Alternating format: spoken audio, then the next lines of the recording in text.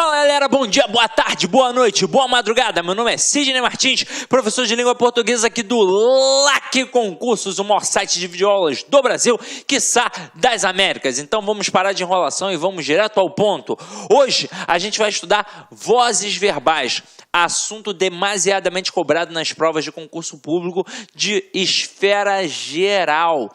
Na verdade, isso aqui cai até no concurso militar, cai também nos pré-técnicos aí da vida e cai também até nos vestibulares. Então, já que você vai cair para dentro aí de uma prova de concurso público, tem de dominar um assunto que todo tipo de prova cobra. Detalhe, não é muito difícil, é tranquilo. Só que é o seguinte, a gente tem de entender o conceito com toda a calma e tranquilidade. Quando a gente fala em vozes verbais, eu tenho de entender que quem manda é o verbo. Essa é a pegada. Quem manda é o verbo. Agora, a gente na escola aprende através de uma estrutura superficial que está inclusive dentro da gramática. Então, teoricamente, a gente aprende o quê? Que são 3 vozes verbais: voz ativa, passiva e reflexiva. Aí, naquela concepção que a gente aprende na escola, que soluciona basicamente mais de 90% das questões que você vem a fazer, então é por isso que você pensa apenas naquela pegada, você aprende que a voz ativa, teoricamente, é aquela na qual o sujeito pratica a ação, aprende que na voz passiva é aquela na qual o sujeito, teoricamente, sofre a ação, e que na voz reflexiva é aquela na qual o sujeito pratica e sofre a ação em si mesmo. Isso vai solucionar vários casos, só que a gente vai entender agora mais a fundo, ok? Então vem aqui comigo, ó. Então eu tenho a voz ativa, a passiva e a reflexiva. Vou colocar aqui 3 frases, ó. Arthur comeu o bolo. O bolo foi comido por Arthur e Arthur feriu-se com a faca. Então vamos lá. Então, voz ativa, aquela na qual o sujeito pratica, voz passiva, aquela na qual o sujeito sofre, e voz reflexiva, aquela na qual o sujeito pratica e sofre. Dica que eu vou te dar. Para concurso público, o creme de la creme é a passagem da ativa para passiva e vice-versa. Então, a reflexiva ela acaba sendo um galho fraco. Não significa que não caia, mas ela cai menos, até mesmo porque, para nossa compreensão, é muito mais fácil. Quer ver? Vamos analisar. Então, acompanha aqui comigo, ó. Arthur feriu-se com a faca. Quem foi que praticou a ação de ferir? O Arthur. E quem sofreu a ação de ser ferido? O próprio Arthur. Então é por isso que eu chamo de voz reflexiva. Por quê? Porque o Arthur pratica uma ação e ele sofre o reflexo de sua ação. Então este pronome ser aqui eu vou chamar de pronome reflexivo ou de partícula reflexiva. Por quê? Porque indica reflexividade do processo. Afinal de contas, é como se eu dissesse que o Arthur feriu a si mesmo, que o Arthur feriu a si próprio. Aí você vai dizer assim para mim: ah, Sidney, mas na época da escola eu aprendi com a minha professora que existe uma tal de voz recíproca. É pertinente isso, Sidney? Vamos lá. E aí, o que você tem a me dizer? É pertinente sim. Só que é o seguinte, para a gramática tradicional, a gente tem 3 vozes, a ativa, a passiva e a reflexiva. A recíproca, na verdade, é uma extensão da reflexiva. Funciona assim, ó. Eu coloco Arthur e Joana se beijaram. E aí você vai reparar que o Arthur pratica uma ação, só que ele também sofre a ação. Assim como a Joana também pratica e também o quê? Sofre. Só que agora é o seguinte, eu não tenho apenas um elemento. Então não é um elemento praticando uma ação e sofrendo o reflexo de sua própria ação. Eu tenho, na verdade, dois elementos. É um processo simultâneo e por isso eu penso na questão da reciprocidade. Porque para existir reciprocidade, tem de existir dois elementos, tranquilo? Então aqui, ó, eu já aprendi o que é a partícula reflexiva e acabei de aprender o que é a tal da partícula recíproca. Qual é a principal diferença entre a reflexiva e a recíproca? Apenas o número de agentes. Na reflexiva, eu só tenho um, que sofre o reflexo de sua ação. E na recíproca, obrigatoriamente, eu tenho dois elementos. E por isso eu tenho reciprocidade. Ok? Tranquilo? Então vamos lá.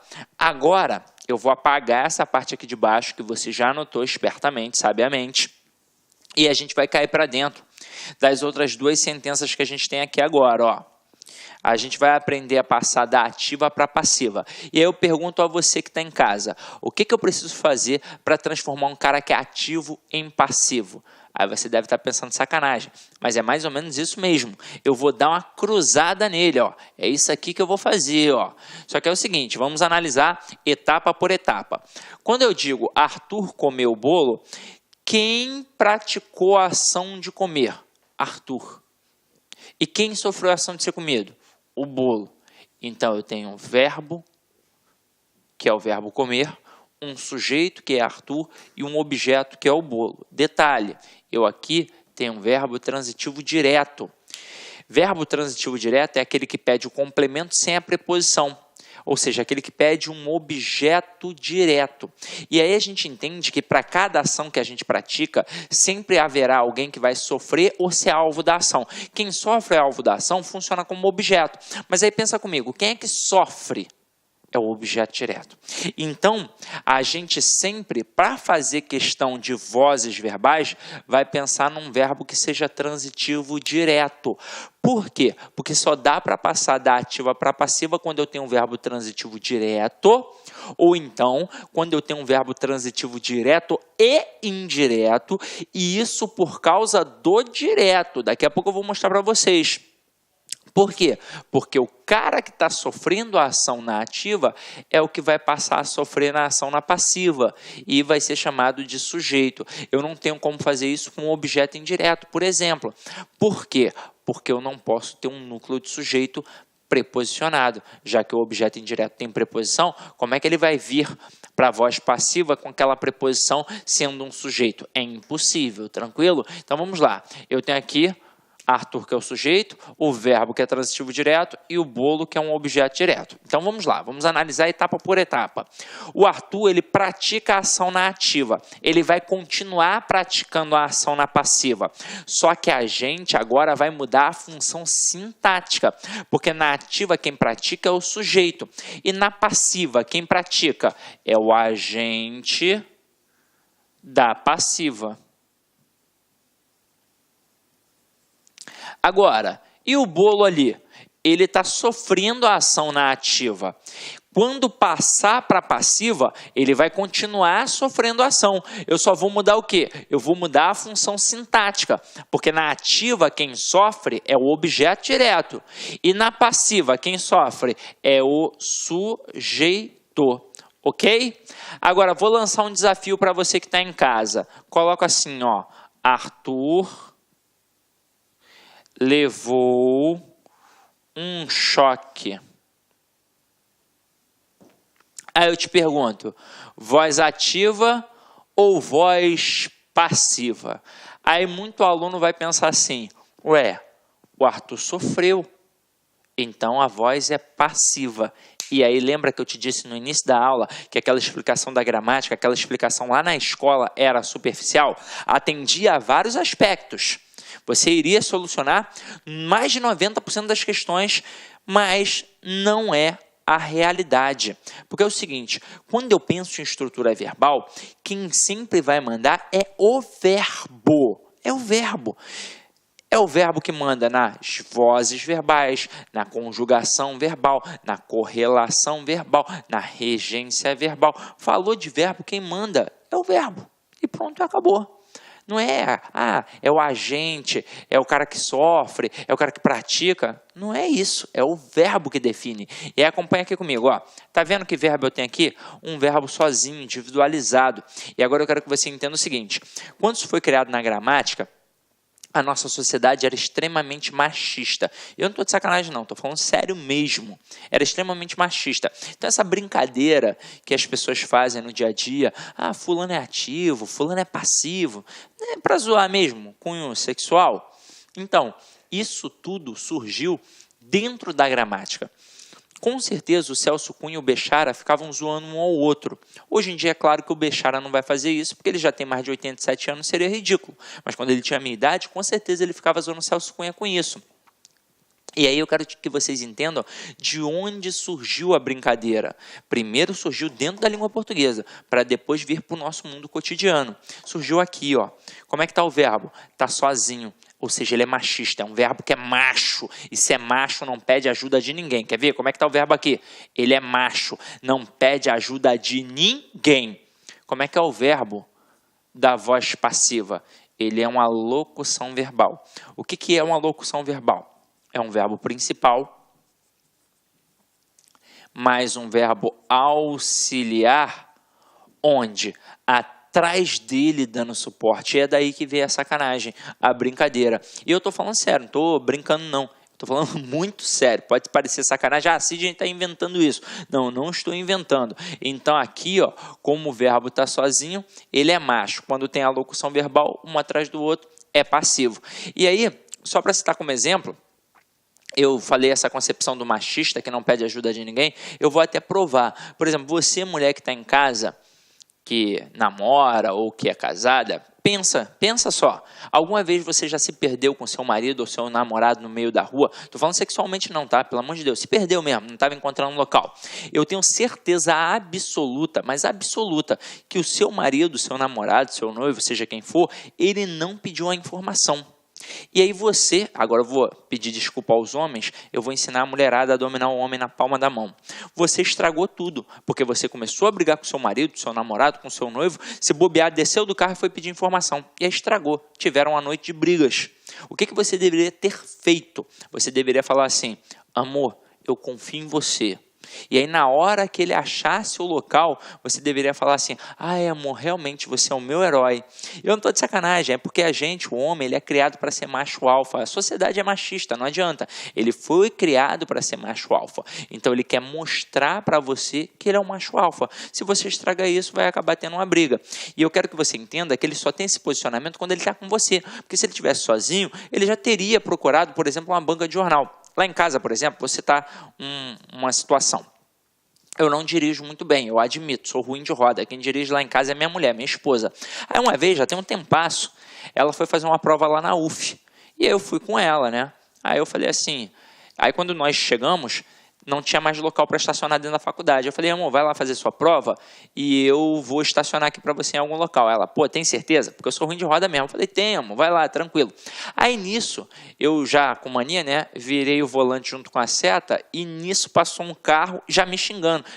Eu falei, pô, já fiquei tenso. Aí eu fui com o carro em segunda, com a cara colada no volante, pedindo terceira, e eu com medo de acelerar, né, para não bater. E aí eu fui, achei uma vaga perto do campo do Graguatá, que tem lá em Niterói, entre dois carros importados. Caraca, eu olhei e falei assim, ai meu Deus do céu, o que eu vou fazer?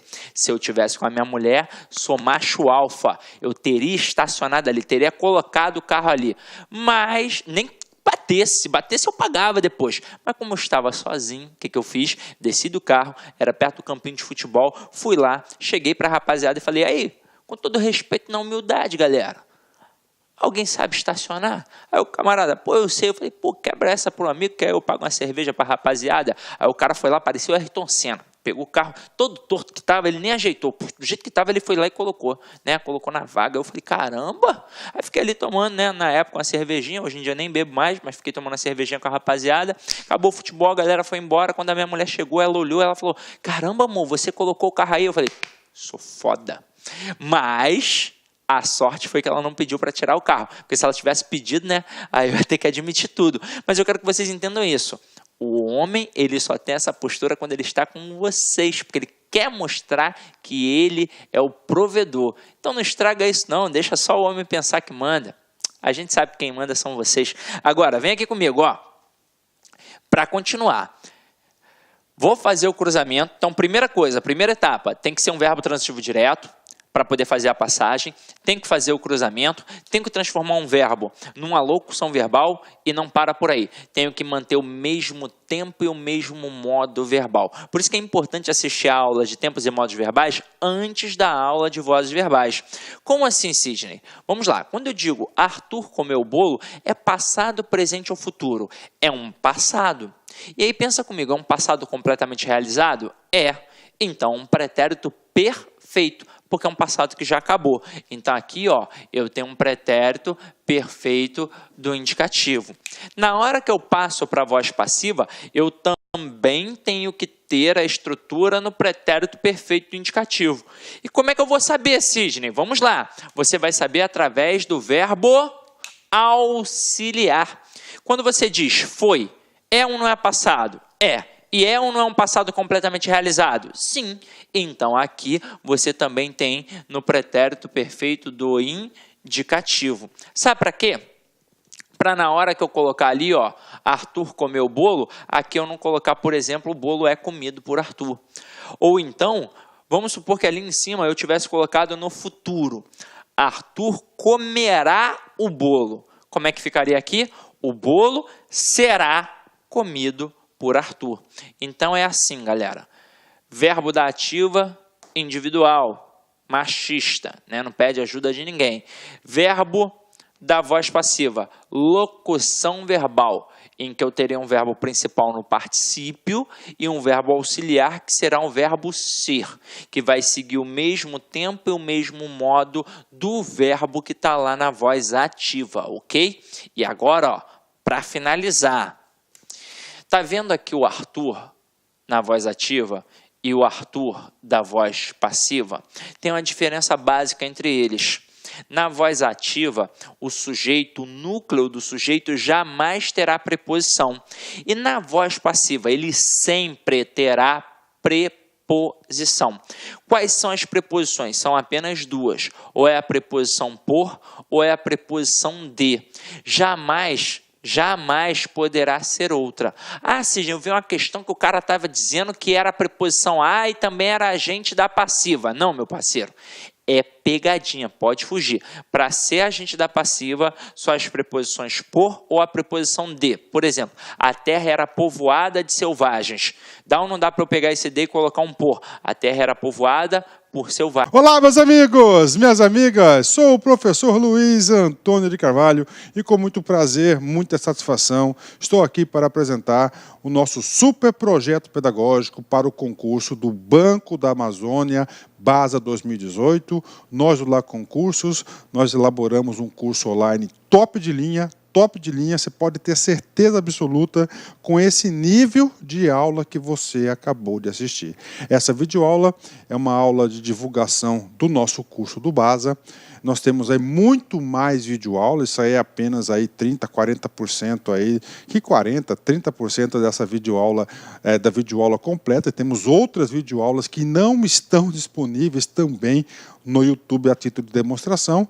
Nosso curso não é apenas videoaula, nosso curso nós temos projeto pedagógico, nós temos guia de estudos, nós temos o personal coach, que é o estudo em regime de metas, ou seja, personal significa pessoal e coach significa treinador. Aqui você tem um treinador pessoal de concursos, inclusive o seguinte, o personal coach, na minha avaliação, é o ponto aí de diferenciação, o ponto de competitividade para os nossos alunos. O aluno que cumpre as suas metas de estudos do LAC Concurso pode ter certeza que vai ficar competitivo. Professor, quanto custa tudo isso? Você não vai nem acreditar. Nosso curso para o cargo de técnico bancário BASA 2018, ponto a ponto do edital, apenas 10 parcelas de R$30, você vai se preparar e vai ficar super competitivo. Bacana? Então dê uma chance, acesse nosso site, faça a sua matrícula, nós temos a cláusula de garantia, durante 5 dias você pode assistir todas as aulas, baixar todos os materiais didáticos sem custo nenhum, tá certo? Custo nenhum. Não gostou, pede para sair, manda um e-mail para o nosso atendimento que nós iremos devolver os dinheiros da sua matrícula. Mas, olha só, papo reto, até o presente momento eu não recebi um cancelamento de matrícula. Você sabe por quê? Porque o produto é bom. Você pode ter certeza. Bacana? Ó, um forte abraço, fique com Deus. Espero vocês aqui no LAC. Fui. Clique LAC.